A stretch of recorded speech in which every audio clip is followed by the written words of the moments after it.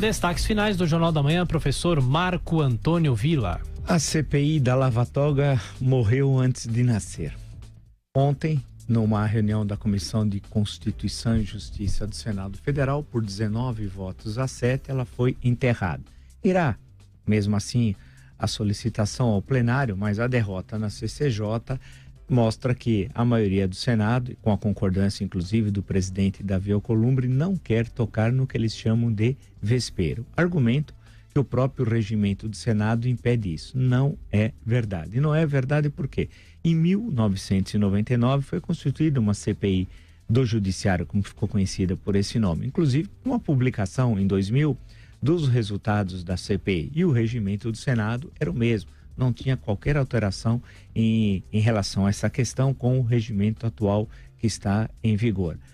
A sessão era mais ou menos conhecido o resultado pelos pronunciamentos, né? Renan Calheiros, por exemplo, era contra criar a CPI da Lava Toga. É claro, ele quer se proteger sobre possíveis processos que possam ter, que chegam à esfera superior. E quando o Renan está a favor de uma coisa, você sempre tem de estar contra, porque o Renan só tem causas ruins. Pode ser sobre qualquer coisa, né? Se ele estiver no céu, se eu prefiro, é melhor ir para o inferno. A presença de Renan Calheiros, ela faz mal às pessoas de bem, à República. O lugar dele não seria, né, em hipótese alguma, se o Brasil fosse um regime plenamente democrático, se as instituições estivessem mesmo funcionando, ele era para estar num local público que normalmente é cercado por grades e não no Senado Federal. Porém, foi isso que ocorreu. E isso é uma lição muito ruim, a decisão do Senado impedindo a CPI daqui, ficou conhecido como nome de Lava Toga tal. Por quê? Porque ela queria simplesmente investigar, dentro do que determina a Constituição e a legislação, decisões das Cortes Superiores de Brasília, STJ, Superior Tribunal de Justiça, e STF, Supremo Tribunal Federal. Não era uma interferência de modo algum, assim como a CPI, que também foi do Judiciário, volto a dizer, em 1999 e 2000, exerceu suas atribuições, fez um relatório e foi muito importante. Aquela CPI, só para dar um dado a quem nos acompanha, foi aquela que descobriu o juiz Lalau. O episódio do juiz Lalau, do prédio do Tribunal Regional do Trabalho aqui em São Paulo, que envolvia também a construtora do senador Luiz Estevam, que vai ser cassado pela primeira vez na história, o Senado cassou naquele momento, pela primeira vez.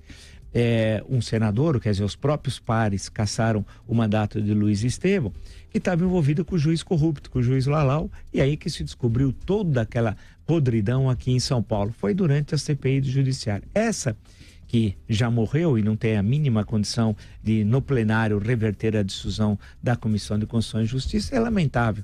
É lamentável que permitiria haver até onde verdadeiras acusações que pesam sobre as Cortes Superiores de Brasília e deixa no ar uma suspeita que fortalece aqueles que não são favoráveis ao Estado Democrático de Direito, mas são favoráveis a um regime ditatorial, que chegam até a querer o fim do Supremo Tribunal Federal, o seu fechamento.